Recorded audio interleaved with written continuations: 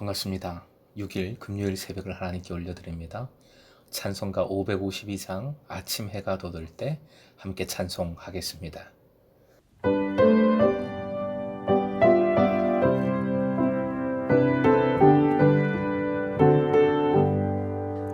아침 해가 돋을 때 만물 신선하여라. 나도 세상 지날 때 햇빛 되게 하소서. 주여 나를 도우사 세월호 손 안고서 어두운 세상 지날 때 햇빛 되게 하소서. 밤낮 주를 위하여 몸과 마음을 드리고 주의 사랑 나타내 햇빛 되게 하소서. 주여 나를 도우사 세월호 손 안고서 어느 세상 지날 때 햇빛 되게 하소서. 아멘. 오늘 허락하신 하나님 말씀 창세기 25장 1절에서 6절까지의 말씀입니다. 함께 읽겠습니다. 아브라함이 후처를 맞이하였으니 그의 이름은 그두라라. 그가 시므란과 욕산과 무단과 미디안과 이스박과 수아를 낳고 욕산은 스바와 드단을 낳았으며 드단의 자손은 아수르 족속과 루드시 족속과 르움이 족속이며 미디안의 아들은 에바와 에벨과 한옥과 아비다와 엘다이니 다 그두라의 자손이었더라. 아브라함이 이삭에게 자기의 모든 소유를 주었고 자기 서자들에게도 재산을 주어 자기 생전에 그들로 하여금 자기 아들 이삭을 떠나 동방 곧 동쪽 땅으로 가게 하였더라. 오늘의 기도 제목, 주님께서 주시는 풍성함을 나눔으로 의와 평화와 기쁨이 충만하게 하소서.